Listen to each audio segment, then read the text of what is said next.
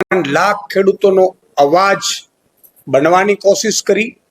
એટલું જ નહીં, એપીએમસીઓ ઉપર ભાજપે જ્યારથી કબજો કર્યો પછી ભાજપે નક્કી કર્યું કે ભાઈ આપણે ચારે બાજુથી ખેડૂતોને લૂંટવું છે, એટલે કડદા પ્રથા શરૂ કરી હતી ભાજપે।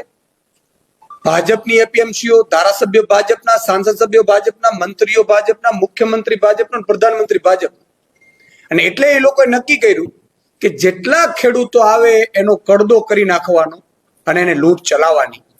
સાહેબ, તમે વિચાર કરો, ખેડૂતો વર્ષોથી આ મામલે અવાજ ઉઠાવવાની કોશિશ કરતા હતા, ભાજપ દબાવી દેતા હતા। જ્યારથી આમ આદમી પાર્ટીના નેતા ભાઈ શ્રી રાજુભાઈ, પ્રવીણભાઈ અને આખી ટીમે જ્યારે અવાજ ઉઠાવ્યો ત્યારે આખા ગુજરાતમાં કડદા એને બંધ કરવા પડ્યા। ઓફિશિયલી એને લેટર આપવું પડ્યું કે આજથી હવે કડદા કોઈ કરશે નહીં। આ ખેડૂતો જાગ્યા, ખેડૂતોને ખબર જ નહોતી ખરેખર આ લૂંટ છે કડદાના નામે।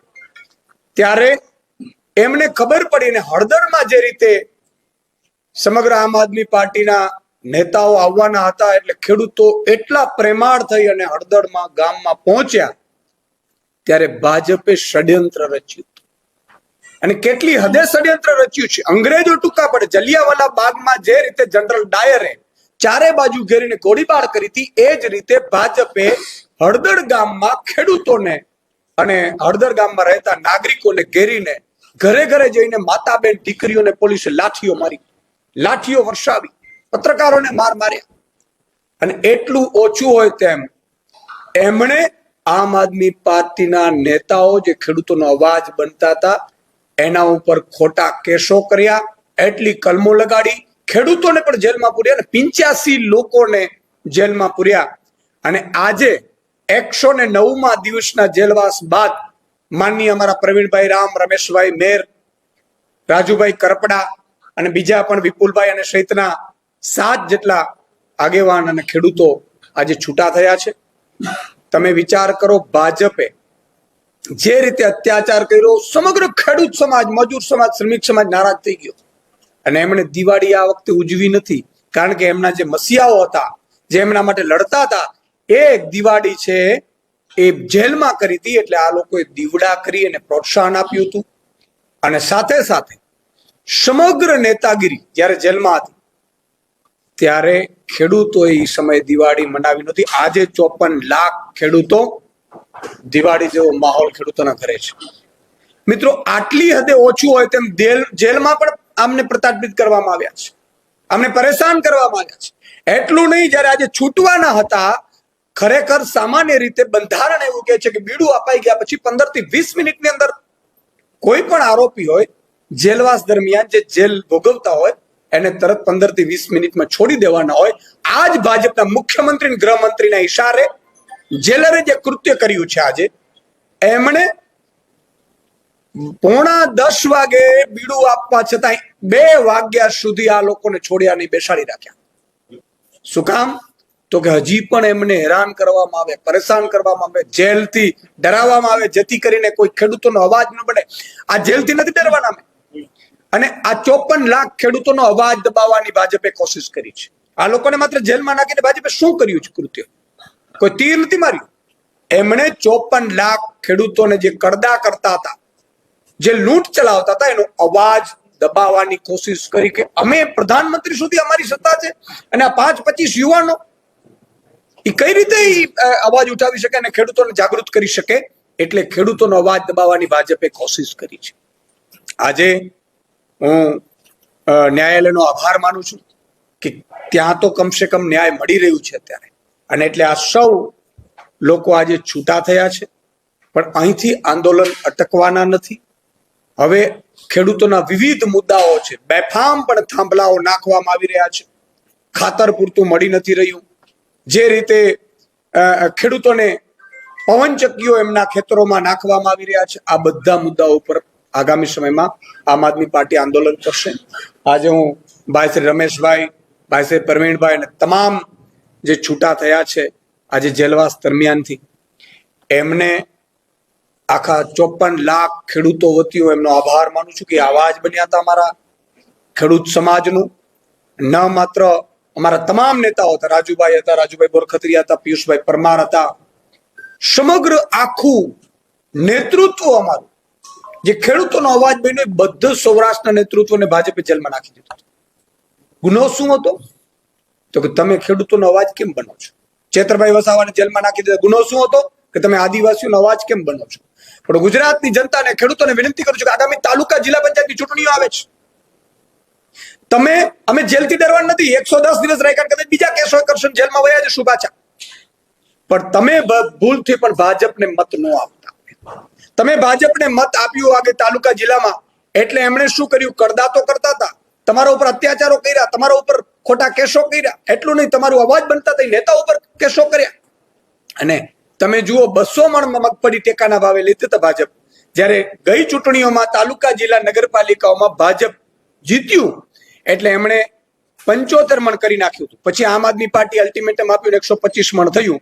મેં એવું સાંભળ્યું છે કે ભાજપના નેતાઓ એવું નક્કી કર્યું છે કે હવે આગામી તાલુકા જિલ્લા પંચાયતમાં જો ચૂંટણીમાં ભાજપને મત મળે, જ્ઞાતિના નામે, જાતિના નામે, કે ધર્મના નામે, કે આપણો મામો ઉભો છે કે કાકો ઉભો છે એના નામે, તો આ લોકોએ નક્કી કર્યું છે કે આગામી સમયમાં ખેડૂતોની મગફળી માત્ર 50 મણ જ ખરીદવાની થશે. એ જ સાથે ભાજપે એક બીજો નિર્ણય પણ અંદરખાને કર્યો છે, મને માહિતી મળી છે સૂત્રો દ્વારા, કે જે સ્માર્ટ સ્કૂલની વાત કરતી હતી, સ્માર્ટ હોસ્પિટલની વાત કરતી હતી, એ જ ભાજપ જો આગામી સમય મહાનગરપાલિકાઓની ચૂંટણીઓમાં જો ભાજપને મત ભૂલથી પડ્યું તો યાદ રાખજો, બીજા જ દિવસે ભાજપ મહાનગરપાલિકાનું ચૂંટણીનું પરિણામ પૂરું થશે એટલે તરત જ સ્માર્ટ મીટર લગાડશે. અને એમાં તમારી દીકરી, તમારી દીકરાની વહુ કે દીકરો કે માતા, બેન, દીકરીએ વિરોધ કર્યો હતો ને ચોટલા ખેંચી પોલીસ અને ઢસેડીને લઈને પછી સ્માર્ટ મીટર લગાડશે. એટલે મહેરબાની કરી અને આ ભાજપને મત આપતા પહેલા 100 વાર વિચારજો. આજે પ્રવીણ રામ, રાજુ કરપડા, પિયુષ પરમાર, રાજુ બોરગતરિયા, રમેશ મેર જેવા કેટલાય લોકો પ્રતાપિત થઈ અને મજબૂતાથી તમારી સાથે ઉભા છે. પણ જો ભૂલથી પણ જો હવે તમે મત ભાજપને આપ્યો છે તો અમે કેટલીક વખત જેલમાં જશું. ચલો 1-2 વાર વધારે જેલમાં જઈ આવશે હજી બીજા નેતાઓ, પણ તમારે તમારા હક અને અધિકાર માટે પણ જાગવું પડશે. અને આ સમગ્ર મામલાઓમાં આજે હું પ્રવીણભાઈ રામને અને રમેશભાઈ મેરને પણ કહું છું કે એ પણ આપને સંબોધન કરે. પ્રવીણભાઈ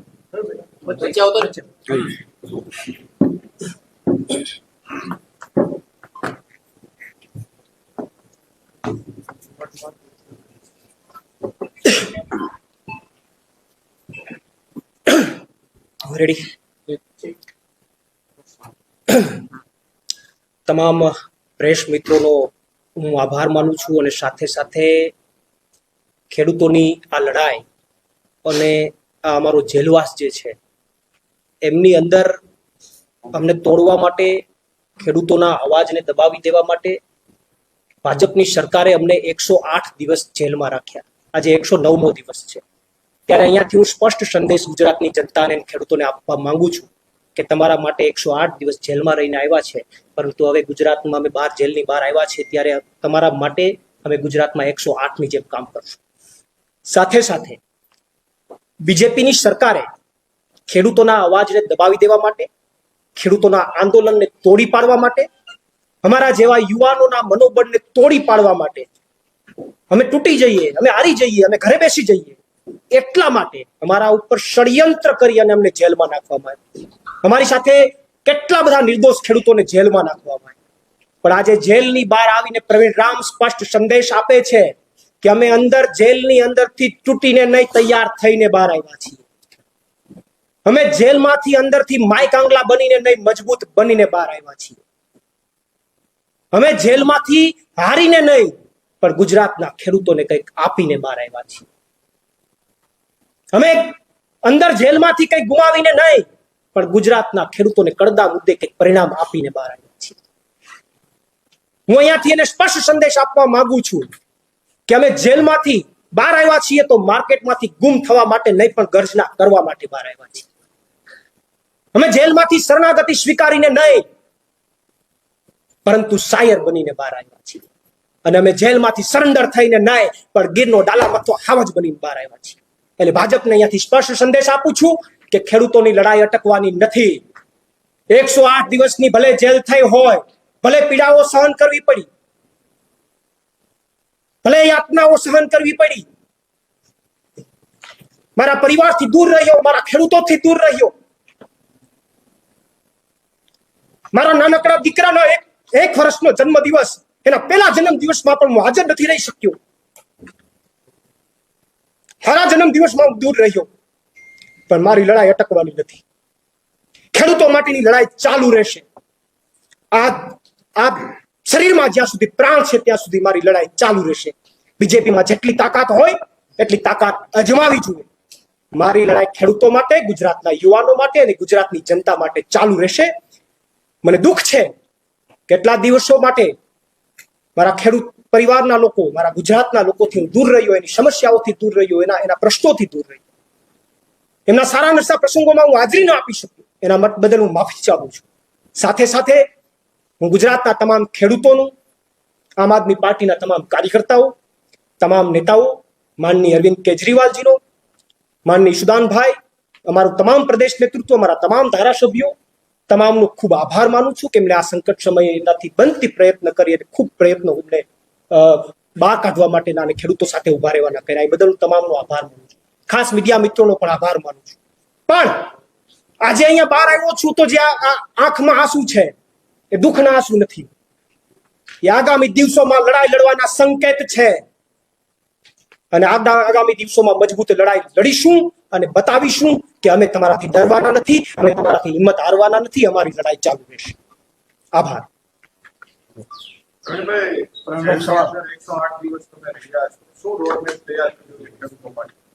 108 દિવસ અમે જેલમાં રહ્યા તો બીજેપીના લોકોને એમ હોય કે આ હિંમત હારી જશે. ના, 108 દિવસની અંદર જેલની અંદર અમે, અમારો ખરાબ સમય હતો, એ ખરાબ સમયને અમે સારા સમયમાં પરિવર્તન કરવાનો પ્રયત્ન કર્યો. અમે વાંચન કર્યું, અમે કસરતો કરી, અમે અમારા શરીરને મજબૂત કર્યું, અમે અમારા મનને મજબૂત કર્યું. અને આવનારા દિવસોની અંદર ખેડૂતો માટેના જે કંઈ કાર્યક્રમો યોજવાના છે, પાર્ટી દ્વારા જે કાર્યક્રમો યોજાશે એની અંદર મજબૂતાઈથી લડાઈ લડવા માટેના એક મજબૂત મક્કમતા સાથે બહાર આવ્યા છીએ. કદાચ જેલ પહેલા એવું હશે કે થોડોક થાક લાગ્યો હશે, પણ હવે જેલમાંથી બહાર નીકળ્યા છે તો સંપૂર્ણ સ્ફૂર્તિ સાથે બહાર નીકળ્યા છીએ. મજબૂત મન કરીને બહાર નીકળ્યા છે, મજબૂત શરીર કરીને બહાર નીકળ્યા છીએ. એટલે ભાજપને એમ લાગતું હોય કે તૂટી ગયા, નહીં, તમે ભૂલ કરી. મને મજબૂત બનાવવાની તમે ભૂલ કરી. તમે મને મજબૂત બનાવવાની ભૂલ કરી. મારા સામે અનેક પીડાઓ આપી, અનેક યાતનાઓ આવી. એ તમામ યાતનાઓને અમે જીરવી ગયા. અમે કઠણ કાળજાના છે, અમે જીરવી ગયા. અને હું તો એ ભાજપ વાળાઓને અહીંયાથી સંદેશ આપવા માંગુ કે જેમણે અમને જેલમાં મોકલવાનો પ્રયત્ન કર્યો, જે ભાજપના અધિકારીઓ, જે ભાજપના નેતાઓએ એમને જેલમાં મોકલવાનો પ્રયત્ન કર્યો, એમને ભગવાન 100 વર્ષ ના કરે. કારણ કે એના પ્રયત્નના કારણે હું મજબૂત થયો, એના પ્રયત્નના કારણે મને વાંચન કરવાનો સમય મળ્યો, મારું નોલેજ વધ્યું, મારું શરીરમાં, મને એક રોગ હતો 15-20 વર્ષથી, એ રોગમાંથી મને મુક્તિ મળી. તો હું ભગવાન પાસે પણ પ્રાર્થના કરું કે ભગવાન એને 100 વર્ષ ના કરે, જેથી કરીને અમે અમારી સત્તામાં એને પાછું વ્યાજ હતું પાછું આપી શકીએ. ખાસ કરીને ઘેડ મુદ્દે તમે ખૂબ લડ્યા છો. આગામી સમયમાં હવે ઘેડને લઈને શું રણનીતિ છે? કેમ કે ખેડૂતો રાહ જોતા હતા કે ધ્રોણભાઈ બહાર આવે ને ઘેડનો અવાજ ફરીથી. ચોક્કસથી ઘેડ મુદ્દે મારી 14 દિવસની પદયાત્રા સતત ચાલુ રહી. ખેડૂતોની વચ્ચે હું રહ્યો. ત્યારબાદ મારી એક ન્યાય યાત્રા શરૂ થઈ અને એ પછી કમનસીબે 108 દિવસની ખેડૂતો માટેની મારી જેલ યાત્રા થઈ. હું બહાર નીકળીને આજે જ કેશોદ જવાનો છું, મઢડા માતાજીના દર્શન કરવાનો છું અને મઢડા માતાજીના દર્શન કરીને ત્યાંથી જ પ્રણ લેવાનો છું કે ઘેડના મુદ્દે હજુ પણ જે કંઈ પણ લડાઈઓ લડવી પડે એ લડાઈઓ લડવા પ્રવીણ રામ તૈયાર છે.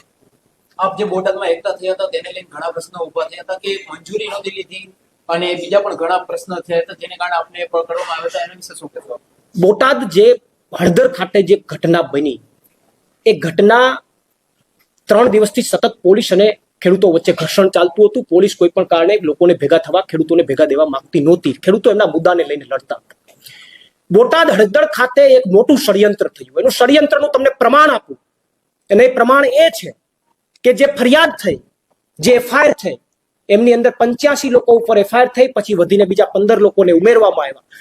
આ અરાઉન્ડ 100 જેટલા લોકો ઉપર ફરિયાદ થઈ. તમે એનું પ્રમાણ ચેક કરી શકો. એ 100 માંથી એક પણ વ્યક્તિ પથ્થર ફેંકતો હોય એવો વિડીયો પોલીસ પાસે નથી. પોલીસ પાસે આખી ઘટનાના વિડીયો છે. કેટલા લોકો, લગભગ અરાઉન્ડ 40-50 લોકો પથ્થર મારો કરે છે એનો વિડીયો પોલીસ પાસે છે, સોશિયલ મીડિયામાં છે. પણ જોવા જેવું એ છે કે ફરિયાદની અંદર એક પણ વ્યક્તિ, જેટલા ઉપર ફરિયાદ થઈ એમાંથી એક પણ વ્યક્તિ પથ્થર ફેંકતો હોય એવો વિડીયો પોલીસ પાસે નથી. અને જેટલા લોકો પથ્થર ફેંકતા દેખાય છે એ એકેય વ્યક્તિ ફરિયાદમાં નથી. જેટલા પથ્થર નથી ફેંકતા એ ફરિયાદમાં છે, અને જે પથ્થર ફેંકતા દેખાય છે કોઈ પણ ફરિયાદમાં નથી. તો આનો મતલબ તો સીધો એવો થાય છે કે કાયદેસરનું ષડયંત્ર કરવામાં આવ્યું, આંદોલનને તોડી પાડવા માટેનું ષડયંત્ર કરવામાં આવ્યું. બાકી કોઈ એફઆઈઆર થાય તો 20% ખોટા લોકો પકડાય, 80% તો રિયલ લોકો પકડાય. પરંતુ દુઃખની સાથે કહું કે પોલીસે જ્યારે અટક કરી ત્યારે પોલીસ એક જ અમારા ખેડૂતોને જ્યારે પૂછવામાં આવ્યું ત્યારે ખેડૂતોને એક જ વાત કરતા હતા, તમે પથ્થર ફેંકો એનું પ્રમાણ લેવામાં નહોતું આવતું, તમે ક્યાંથી આવ્યા છો, તમારો પાર્ટીમાં શું હોદ્દો છે, એના મુદ્દે એની અટક કરવામાં આવતી.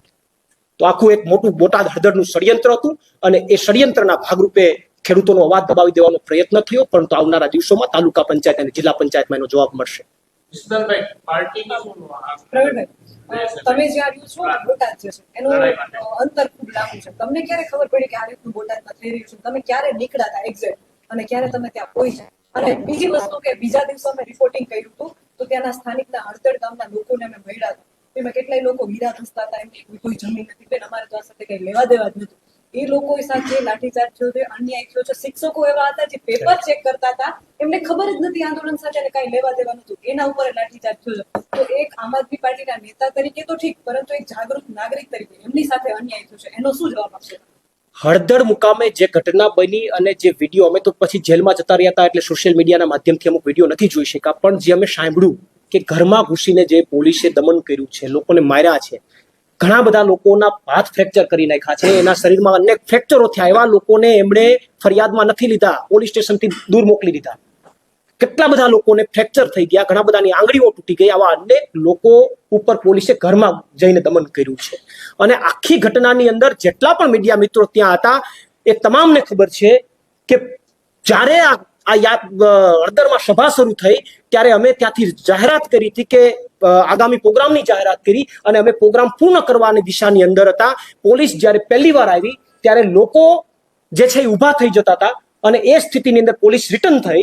પોલીસ બીજી વાર 5-10 મિનિટમાં જ આવી. અમે લોકોને, ખેડૂતોને બેસાડવાનો પ્રયત્ન કર્યો કે તમારે ઊભું થવાનું નથી, આપણે આંદોલનને બીએસઆઈના લાઈવના માધ્યમથી એ લાઈવમાં પણ છે કે પ્રવીણભાઈ એમ કહે છે કે બેસી જાઓ, એ લાઈવમાં પણ છે ને, આપણે સ્વીકારવું પડે.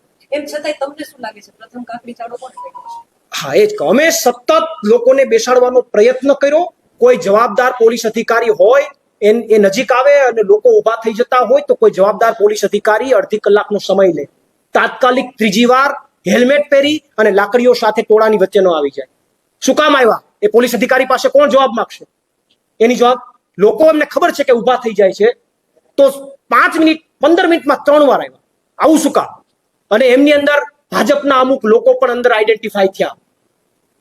તો જ્યારે સવાલો પૂછવામાં આવ્યા તો જવાબ એવો મળ્યો કે તો મદદ કરવા આવ્યા હતા. કોની મદદ કરવા આવ્યા? કોની? ખેડૂતોને જેલમાં નાખવા માટે મદદ કરવા આવ્યા?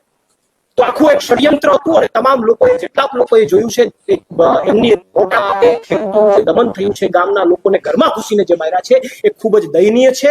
અને એના માટે આવનારા દિવસોમાં કાયદાકીય લડાઈ લડવી પડે તો સ્પેશિયલ હળદર ગામ માટે, કેમ કે બીજા બે દિવસ તમે લોકો જેલમાં હતા, પછી અમે ગયા હતા, ત્યાંના સ્થાનિક લોકો પર ખૂબ દમન થયું છે. એના માટે શું કરશો? ખાલી હળદર ગામ પૂછું છું. ચોક્કસ હળદર ગામના લોકો સાથે જે દમન થયું છે અને અન્ય લોકો સાથે પણ જેની ઉપર દમન થયું છે, કોઈ પણ ગામના હોય, XYZ, એમના માટે આવનારા દિવસોમાં એમને મળીને, એ લોકોને સાથે લઈને કાયદાકીય લડાઈ આવનારા દિવસોમાં કોર્ટમાં લડવી પડે તો પણ અમારી સંપૂર્ણ તૈયારી છે, અને અમે આવનારા દિવસોમાં ચોક્કસથી જવાબ આપીશું.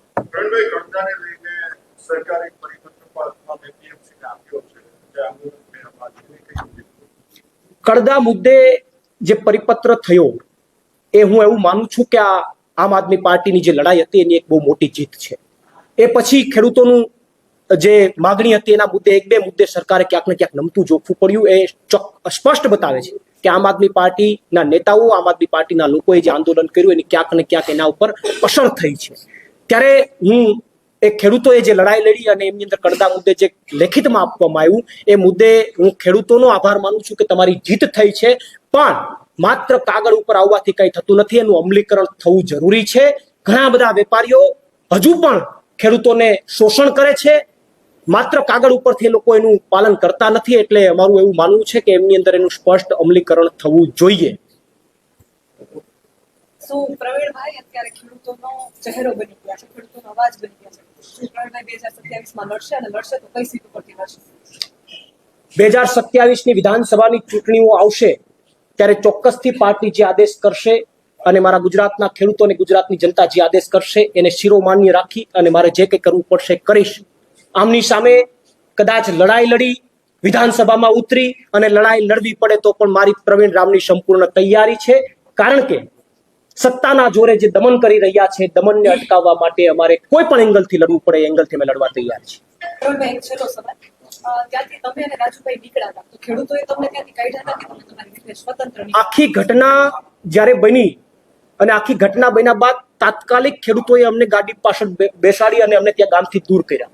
અને એમાં ખેડૂતોની સમજદારી હતી. એટલા માટે સમજદારી હતી કે એ ક્ષણે જો અમારી ધરપકડ થાય, અટક થાય અને ફરીથી લોકોમાં કોઈ ઉશ્કેરાટ ઉભો થાય અને કદાચ કોઈ અઘટિત ઘટના બને તો એ અઘરી વસ્તુ હતી, ખરાબ વસ્તુ હતી. એટલા માટે ત્યાંના ખેડૂતોએ, ત્યાંના યુવાનોએ એક સમજદારી દાખવી અને તાત્કાલિક ધોરણે અમને ત્યાંથી દૂર કર્યા. અને દૂર થયા બાદ એક મહત્વની વાત એ છે કે દૂર થયા બાદ અમે પોલીસના કોઈ પકડમાં નહોતા, અમે બહાર હતા.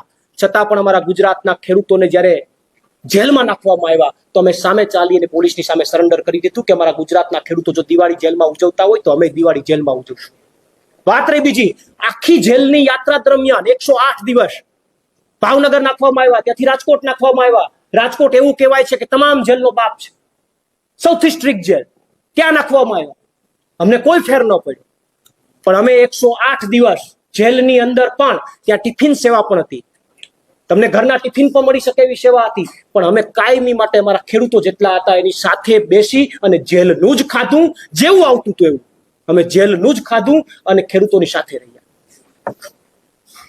પિયુષભાઈ પરમારે કીધું હતું કે અમારા ધક્કા કરી નાખવામાં આવ્યા અને જેલમાં અમને આ રીતે જમવાનું અને અનેક ખેડૂતો જેમની અટકાયત થઈ હતી અમને એક દિવસ તો સમોસો જ આપવામાં આવ્યો. એટલે જમવામાં અને થોડીક પ્રોબ્લેમ થતી હતી. શું આ સત્ય છે? બોટાદ બને જે કોઈ પણ લોકોની અટકાયત થઈ હતી એ લોકોએ, તમામ લોકોએ જાણ કરી હતી કે 2 દિવસ સુધી એ લોકોને જમવાનું પણ આપવામાં નહોતું આવ્યું. એક નાસ્તો નોર્મલ આપવામાં આવતો હતો. એમને બ્રશ કે કોલગેટ પણ આપવામાં નહોતી આવતી. એમને ચપ્પલ લઈ લેવામાં આવ્યા. અમાનવીય કૃત્ય કરવામાં આવ્યું. અમુક લોકોને ઢોર માર મારવામાં આવ્યો તો જેવો કોઈ ન મારી શકે એવો માર મારવામાં આવ્યો. અને હું કદાચ કહું તો એ વાત આજે અત્યારે ઓન રેકોર્ડ કહું છું કે અમુક પોલીસ અધિકારી તો એવું બોલ્યા છે કે તમારા કરતા તો દારૂ વેચવા વાળા સારા. શું કહેવા માંગુ છું? ગુજરાતની જનતા માટે લડવા નીકળ્યા અને તમે ગુજરાતના ખેડૂતોને એમ કહો કે તમારા કરતા તો દારૂ વેચવા વાળા સારા. આ હું એમ કહું છું કે હદ કહેવાય. સત્તાની શરમસીમાની હદ કહેવાય. આવી અનેક ઘટનાઓ બની છે જે ગુજરાતના ખેડૂતો અંદર દબાવીને બેઠા છે. ઘણી બધી ઘટનાઓ છે જે અમારા સુધી પણ નથી પહોંચી. ગુજરાતના ખેડૂતો પી ગયા છે, ઘૂંટડા પી ગયા છે. અને એ ઘૂંટડા આવનારા દિવસોમાં ચોક્કસથી એના જવાબ મળશે. રમેશભાઈ,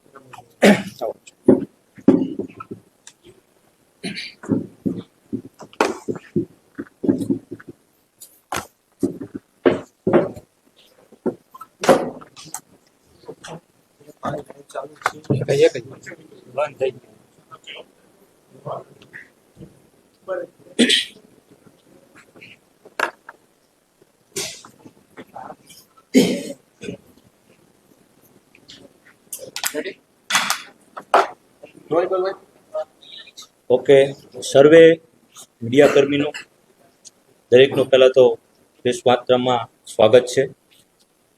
મિત્રો, આજે ખુશી પણ છે અને દુઃખ પણ છે. પ્રવીણભાઈ રામે જે વાત કરી, જે 108 દિવસ અમે જે જેલમાં ગુજાર્યા, એમાંય તે હું સર્વથી જ્યારે ખેડૂતની શરૂઆતની જે ઘટના હતી ત્યારથી હું ખેડૂતની સાથે હતો. જે ભારતીય જનતા પાર્ટીના લોકો બનીને, ભારતીય જનતા પાર્ટીના હાથો બનીને જે કૃત્ય કરવામાં આવ્યું, આવું મેં ક્યાંય જોયું નથી. જેવી રીતે આતંકવાદી સાથે જે વર્તન કરવામાં આવે ને, એ આ જગતના તાત સાથે વર્તન કરવામાં આવ્યું છે. તમે સમજો કે જેનો અનાજ ખાઈ અને રાત દિવસ જે કામ કરતો હોય એ વ્યક્તિ, જેનું અનાજ આપણા પેટમાં જાય છે, આપણા દીકરા દીકરીઓ ખાય છે, આપણો પરિવાર ખાય છે, એને તમે પકડીને ઢોર માર મારો. એ તમારી પાસે માગવા શું આવ્યા હતા? તમારું શું લેવા આવ્યા હતા? તમારું શું લૂંટવા આવ્યા હતા? માત્ર ને માત્ર વાત એક જ હતી, પોતાનો મહામૂલો જે પાક હતો એ દીકરાની જેમ ઉછેરી કરી અને જયારે લઈ અને માર્કેટમાં જાય ત્યારે તમારા જે બાંધેલા વેપારીઓ હોય એનો કડદો કરી અને જે રીતે ગાયના આસળે ઝીંગોડા ચોઈટા એની ગળે ઝીંગોડાનું જે કામ કરી રહ્યા હતા, એની સામે ખેડૂતની લડત હતી. એની જગ્યાએ જ્યારે હું એમ કહેવા માંગુ છું કે જે સિંઘમગીરી કરનાર વ્યક્તિ હતા, જે સિંઘમગીરી કરનાર અધિકારીઓ હતા, એમને એ વેપારી સાથે કેસ કરવાની કેમ સિંઘમગીરી નથી જાગતી? જગ જાહેર હતો વિડીયો, જગ જાહેર કરતાની વાત હતી, કેમ એના ઉપર કેસ ન થયો? જે વ્યક્તિ અન્યાય માટે લડતો હતો, જે વ્યક્તિ અન્યાય માટે ન્યાય માટે આવ્યા હતા, તમે એની સાથે આવી બર્બરતાની વાત કરી. જેલમાં લઈ ગયા, ઢસડીને લઈ ગયા, ઢળવામાં આવ્યા, ઢોર માર મારવામાં આવ્યો, એવો માર મારવામાં આવ્યો કે તમે જોઈ પણ ન શકો. તમારી નજર આંખે તમે જોવો તો તમને એમ થાય કે આ શું થઈ રહ્યું છે. આવું તો મેં કોઈ આતંકવાદી સાથે પણ વર્તન ન થયું હોય એવી વર્તન થયું છે. જેલમાં નાખવામાં આવ્યા, 3 દિવસ પૂરી રાખવામાં આવ્યા, પાણી નહીં, તમને કોઈ ખાવાનું નહીં, કોઈ પેશાબ કરવા યુરિન કરવા જવું હોય તોય પણ તમારે 4-4 કલાક વેઇટ કરવાની. તમે ગણતરી તો કરો. આવી અમાન્ય ઘટના આ ખેડૂત સાથે કરવામાં આવી અને એનો હું સાક્ષી છું. એ જે જોયું છે એની પીડા છે, એ પીડા લઈને અમે નીકળ્યા છીએ. ત્યારે પણ ખેડૂત જ્યારે આટલી બધી યાતના સહીને તોય ખેડૂત એમ કહેતા હતા કે જે થવું થાય, આ વખતે એમને આપણે કરીને બતાવવાનું છે. હિંમત કરી. આટલા બધા ખેડૂત અંદર હતા, એક પણ વ્યક્તિએ ક્યારેય પોતાનું કોઈ આંસુ નતો પાડ્યો. એટલા માટે હતું કે એને ખબર હતી કે અમારી લડત સાચી છે. એ લોકો અંદર હતા, છતાં જ્યારે અમારી ટીમ અને બાજુના ખેડૂતે એટલો સહયોગ આપ્યો કે એની વાડીનું કામ લોકો કરી આવ્યા. એનો જે નાના મોટા પ્રસંગ હતા એ પ્રસંગ લોકો ઉજવી આવ્યા. આનાથી ઉજળું શું હોય? ભાજપ એના પ્રસંગ તો તોડવા માટે ગયા હતા, એના પ્રસંગ બગાડવા માટે ગયા હતા, દિવાળી બગાડવા માટે ગયા હતા, પણ ગામના લોકોએ જે અમારી ટીમ હતી, લોકો એની દિવાળી સુધારવા માટેના પૂરા પ્રયત્ન કર્યા હતા. એ આજે અમને આંખે દેખાય છે.